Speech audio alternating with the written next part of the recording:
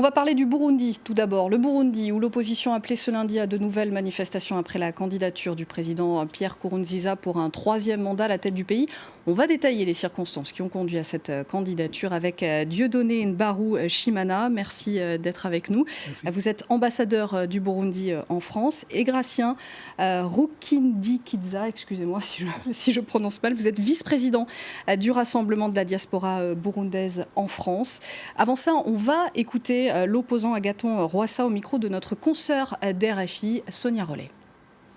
C'est une erreur politique de la part du parti CNDD-FDD.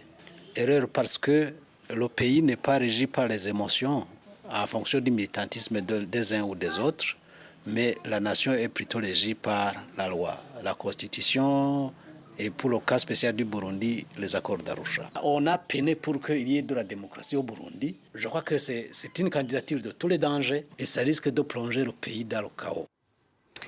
Alors, première question, tout d'abord, on entend violation des accords d'Arusha, dit l'opposition. Pour rappel, pour nos téléspectateurs, ces accords ont mis fin à la guerre civile au Burundi qui a fait 300 000 morts de 1993 à 2006. Et il précise, ces accords devenus depuis constitution du pays, que le président sera élu pour 2 mandats maximum. Il y a une subtilité, c'est que la présidentielle au Burundi se fait au suffrage direct. Pierre Nkurunziza a été élu en 2005 par le Parlement, dans la transition après cette guerre. Vous nous dites, vous, qu'il a le droit à un 2e mandat populaire parce que le premier mandat, c'était un mandat d'après-crise? Non, ce n'est pas moi qui le dis, c'est la Constitution elle-même. Vous savez, cette Constitution a été élaborée après une grande crise au Burundi. On a l'impression que cette Constitution a été élaborée, bien sûr, à la va-vite. Et c'est pourquoi, quelque part, cette Constitution engorge des flous. Et ce flou, je pense que ça profite pour le moment à l'acquisé, donc au régime CNDD-FDD et au président Nkurunziza. Donc je pense que c'est une erreur que toute la classe politique devrait assumer. Ce n'est pas seulement le président Nkurunziza, c'est toute la classe politique. Donc c'est une erreur dans la Constitution et dans la rédaction des accords d'Arusha? Bien, pas dans les accords d'Arusha, je parle de la Constitution, parce que chaque pays est régi par la Constitution. L'accord d'Arusha a été assez domestiqué dans la Constitution.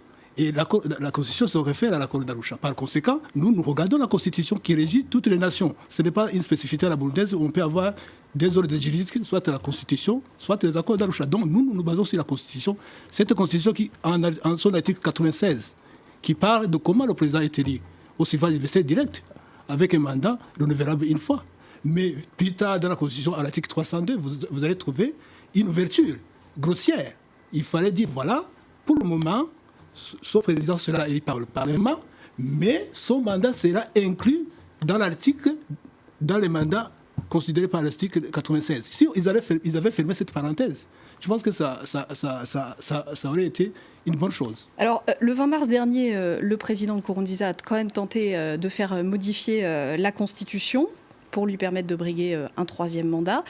Tenter cette réforme, il n'a pas obtenu les voix. Une voix près, il n'a pas réussi à faire passer cette réforme. C'est qu'il n'était pas si sûr de lui sur cette autorisation qui lui était donnée de briguer un 3e mandat. Non, ce n'est pas vrai. La réforme de la Constitution qui était envisagée, c'était pour quelques raisons. Par la première, nous sommes dans la communauté de l'Afrique de l'Est, où nous sommes en train de voir comment créer une union monétaire. Par conséquent, on voudrait que tous les pays puissent avoir une année budgétaire pour observer ce qu'on appelle la convergence monétaire. Et par conséquent, il fallait regarder cela. Nous avons des institutions dans notre Constitution qui sont des institutions de trop, des vice-présidents, des choses comme ça. Alors, on voulait créer, enlever ces institutions budgétivores, si vous voulez, pour vraiment créer un gouvernement où il y a un Premier ministre qui est responsable de l'action gouvernementale. Donc, c'est les 2 aspects qui ont motivé cette idée de changer la Constitution. Ce n'était pas vraiment qu'il n'était pas sûr. Et pourquoi intégrer dans ce cas-là le fait de briguer un 3e mandat, l'autorisation de briguer un 3e mandat? Je ne sais pas si c'était inscrit comme ça. Il n'y avait pas ça. D'abord, même ce 3e mandat, même avec l'ancienne Constitution de 2005, sans savoir envisager la révision, le débat était déjà là. Depuis 2012, ce débat est là sur la table, avec les juristes, avec tout le monde qui s'évertue à montrer que c'est possible, que ce n'est pas possible. Donc, il faut vraiment, quand on donne l'information, donner des aspects du débat. Parce que souvent, on donne seulement un seul aspect en disant tous ceux qui sont là sont en train de contester le troisième mandat. C'est pas faux, c'est pas vrai, pardon. C'est pas vrai. Pour le pouvoir, c'est 2 mandats populaires, éventuellement, s'il est réélu. Nous considérons que son mandat-là, ce sera un deuxième mandat au suffrage universel. C'est ce que dit la Constitution en son article 96. Alors, on entendait Agathon Rwasa parler d'un risque de chaos. Vous craignez également un risque de chaos dans le pays, un retour à la guerre civile éventuellement? J'aimerais d'abord réagir sur ce qu'il vient de dire, monsieur l'ambassadeur, parce que je ne peux pas tolérer ça. D'abord, au Burundi, la Constitution, d'abord, ce qui prime, ce sont les accords d'Arusha. Je pense que Mandela ne s'est pas amusé à s'investir. Nelson Mandela qui était médiateur pour ces qui était accords. Médiateur. Il y a Clinton, le président Clinton, qui a parrainé aussi les accords d'Arusha. Dans les accords d'Arusha, c'est bien dit qu'aucune personne ne peut diriger le Burundi plus de 2 mandats, donc 10 ans. Et revenant sur la Constitution, elle est claire. Dans son article 96, ça dit bien que un président est élu au suffrage universel direct, donc pour un mandat de 5 ans, renouvelable une fois. Et il y a dans les dispositions particulières, à titre exceptionnel parce qu'il y avait une situation difficile pour faire les élections au niveau du suffrage universel direct. Après la crise. Après la crise, il fallait que le président soit élu par le Congrès, le Parlement, l'Assemblée et le Sénat réunis. Donc, c'était une disposition particulière. On les dissocie en lisant la loi, en lisant même ceux qui ont écrit la Constitution le disent bien. Il y a le professeur Gervais Gatunangue qui est bien expliqué. On le dit bien, il faut lire en dissociant les 2 éléments. C'est-à-dire, du moment où dans le premier article, on dit bien, on se réfère, vu les accords d'Arusha, réaffirmons la volonté au niveau de ces accords d'Arusha, on ne peut pas aller outre si on dit qu'il y a un flou. Non, il n'y a aucun flou. D'abord, ce sont les accords d'Arusha, et puis les articles sont bien séparés. Revenant sur votre question concernant ce qui se passe au Burundi, le président de la République, il a fait un coup d'État, c'est simple. Il a un vrai coup d'État. Un coup d'État, ça se définit par la violation de la Constitution. Il vient de violer la Constitution en voulant se présenter pour un 3e mandat, et le peuple a réagi. Le peuple réagit directement en disant non. Et déjà, la communauté internationale s'est exprimée. L'Église, la société civile, presque tout le monde, y compris dans son propre camp.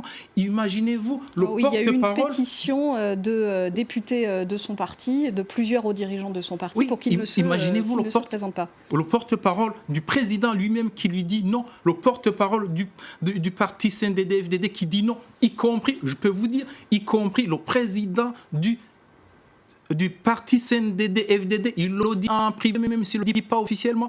Et on a vu même au Conseil des sages où il y avait des gens proches du président, le président de l'Assemblée nationale, le président du Sénat, le deuxième vice-président, qui lui ont dit non, vous n'avez pas droit au 3e mandat. C'est pour ça que le Congrès en général reçoit la candidature exprimée par le Conseil des sages. Cette fois-ci, le Congrès du CNDD-FDD a reçu la candidature directement du président Nkurunziza. Ce qui, je ne m'immisce, ce n'est pas dans les affaires du CNDD-FDD, mais c'est aussi une violation de ce qui se passe au CNDD-FDD. Alors, on en est déjà à 3 morts dans cette crise. L'armée a été déployée. Est-ce que, au vu des violences dans la rue, est-ce qu'il ne vaudrait pas mieux, pour des raisons de politique et de maintien de la paix, qu'il renonce, le président Nkurunziza, à se représenter une 3e fois?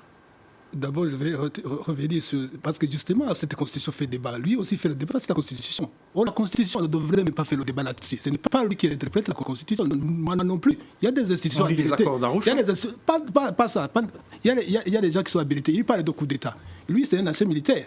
Il était même l'aide de camp du président qui a été assassiné en 1993. Il peut nous dire beaucoup de choses sur le coup d'État. Peut-être quand nous sommes dans la vérité de conciliation, il pourra nous dire aussi clairement. J'ai des choses à dire. Alors, c'est pourquoi. Alors, c'est pour vous dire, quand il parle de coup d'État, il sait de quoi il parle. Je vous assure, ce qui se passe dans la rue aujourd'hui, c'est des choses qui ont été savamment montées. Depuis quand? Depuis 2010. Quand l'opposition s'est retirée. 2010, c'était la dernière présidentielle. Alors, pour préciser à nos téléspectateurs, Pierre Nkurunziza était à l'époque, en 2010, le seul candidat à l'élection, puisque toute l'opposition s'était retirée. Notamment celui-là, c'est Agathon Rwasa qui parlait. Il s'est retiré. Il devait même être la deuxième force politique du pays. Mais il s'est retiré, il s'est retiré des élections.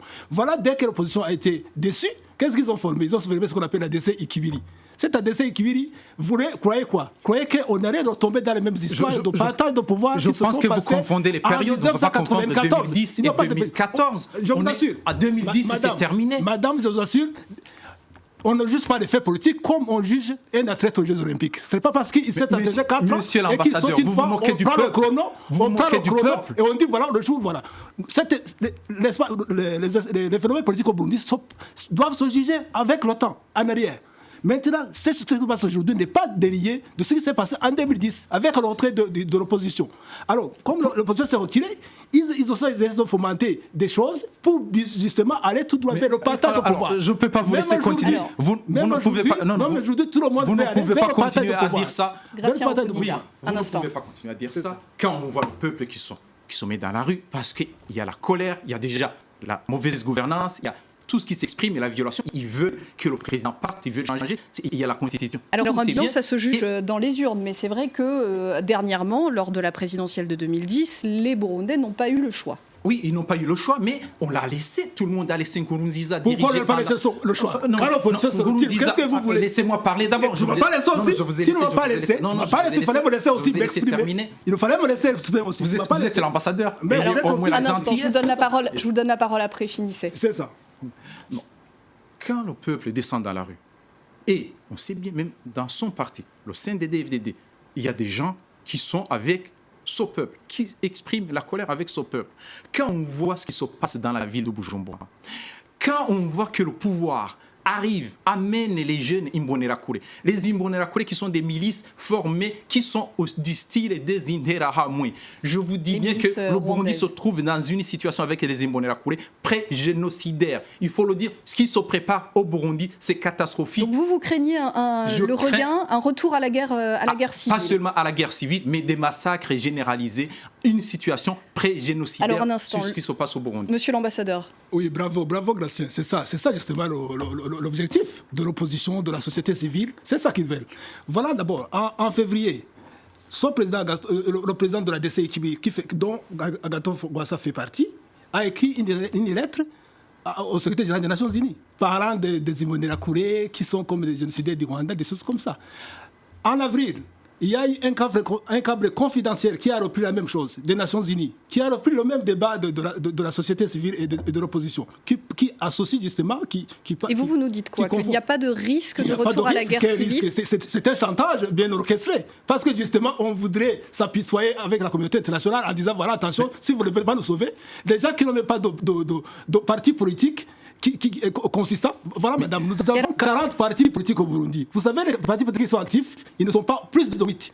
Et pourquoi? Tous ces autres-là qui attendent, ils créent des amalgames, ils créent des rumeurs, ils créent des situations pour s'apitoyer devant la communauté internationale. Parce qu'ils savent qu'avec l'élection, avec le processus électoral, ils n'auront rien. Ils vont s'attendre jusqu'à fesser les sièges. Et c'est pour éviter d'avoir ces interventions de gens qui disent craindre un génocide, qui disent craindre de nouvelles violences, qu'il y a eu ces 3 radios publiques qui ont été coupées aujourd'hui. Plutôt par contre, ces radios publiques se comportent comme les radios 1000 collines du Rwanda. Ils sont en train d'attiser la haine dans la rue. Ils sont en train Mais vous comprenez que arrêter d'émettre 3 radios publiques, arrêter une soixantaine d'opposants et Pierre Claver aujourd'hui... Ce sont des mesures provisoires. Je vous assure que le Burundi, c'est le pays dans la région qui respecte le droit d'expression. Alors, vous nous dites des mesures provisoires. Prenons acte, ils sont quand même accusés, les 60 personnes qui ont été arrêtées, c'est la responsabilité de l'État. D'insurrection, d'encouragement à l'insurrection. C'est une peine passible de la prison à perpétuité au Burundi. Est-ce qu'ils seront condamnés? Est-ce qu'ils vont être relâchés? Le mouvement qui se passe là-bas, c'est un mouvement insurrectionnel. Je suis d'accord avec vous, madame. Nous nous inclinons devant la mémoire de ces enfants qui sont morts. Parce que je me mets à la place de leur maman, de leur papa. Mais je suis sûr que parmi ces enfants qui sont morts, il n'y a pas les enfants de ces opposants qui les ont encouragés à aller dans la rue. Il n'y a pas les enfants. C'est les enfants qu'on a incités à aller dans la rue. Je ne peux pas vous laisser continuer. Bon, alors, il parle de situation insurrectionnelle. Mais regardez, dans un pays, un président de la République, avec ses services, qui arme bien des milices Imbonerakure, qui mettent des tenues des policiers pour arrêter des manifestants, qui viennent le soir. Cette nuit, la nuit passée, il y a eu au moins 4 personnes qui ont été tuées de chez eux, d'autres blessées de chez eux, tués par les Imbonerakure, sous la couverture, avec la couverture de la police. Et là, on va dire que qui s'est soulevé? Qui est en train de... C'est le peuple qui revendique son devoir, son droit. Alors, la et population, les Imbonerakure, oui, la population. La population se méfie maintenant de la police. L'armée Oui. a réussi à calmer un petit peu aujourd'hui à Bujumbura parce que l'armée, elle a la confiance de la on population. sait bien que la police burundaise est commandée par le parti CNDD-FDD. Et l'armée, elle est neutre. Ce qui fait qu'on a appelé les Imbonerakure. Certains même parlent des gens du FDLR qui auraient franchi la frontière. Et on se dit, et ils continuent à nous dire que ce qui se passe, c'est rien, c'est rien. En 94, madame, je vous dis bien, en 94, j'ai entendu ce discours. J'étais ici en France. J'ai entendu ce discours au Rwanda. D'ici, il y avait des gens qui passaient ici, qui disaient la même chose. Il n'y avait rien qui se passait. Entre-temps, il y a eu un génocide. Au Burundi, ce qui se prépare. Regardez, combien de gens sont en train de fuir le Burundi? Combien de gens sont déplacés de Mutakura, de Cibitoke, pour aller au centre-ville? Combien de gens même de ce gouvernement, même les ministres, qui ont déjà envoyé des gens à l'étranger, leurs familles? Pourquoi? Parce que la situation est grave. Il y a des gens qui s'arment et on a commencé à tuer les gens. Il y a la population burundaise a le droit de se défendre. Malheureusement, cette population, c'est que l'armée qui peut intervenir, sinon la population n'a pas les moyens. Les moyens, les armes, on a fouillé partout pour retirer les armes chez les autres, mais voilà, Ça, on distribue les armes. C'est un mensonge grossier. C'est un mensonge grossier. Qui peut armer la population? Mais Qui vous, peut armer la le population? CNDD, Jamais. vous avez armé...